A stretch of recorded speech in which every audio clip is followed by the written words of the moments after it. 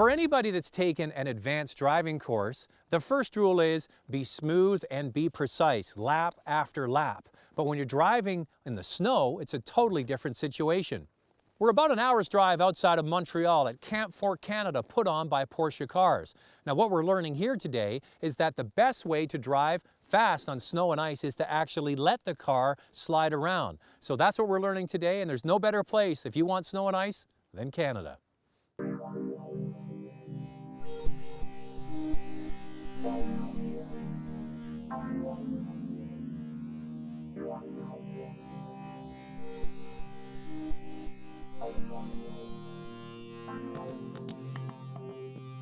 Camp4Canada is an importation of an idea that Porsche has implemented in Finland. The program is designed to showcase that Porsche cars are not just fair-weather sports cars, but extremely capable vehicles on snow and ice.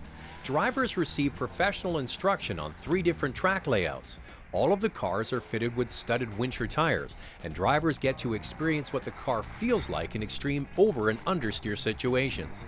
Unlike standard racetrack instruction, Camp4Canada students are taught the various techniques on how to induce the car into oversteer to help rotate the vehicle through the corners. We brought in a fleet of cars actually from Europe. You don't have to own a Porsche.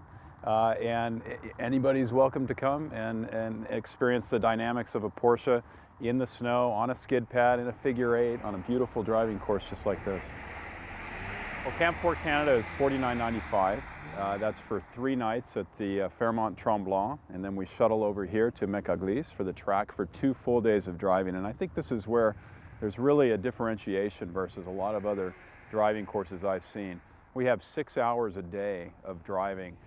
Really just driving, not in the transport, but actually on the course, times 2 days, so you get your fill. With rear-wheel drive Cayman S and Carrera for coupes and cabs, the difference on how to drive each car becomes clear. The powerful engines actually help to steer the car. The throttle, and to a lesser extent the steering wheel, is what helps to maneuver the car through the corners.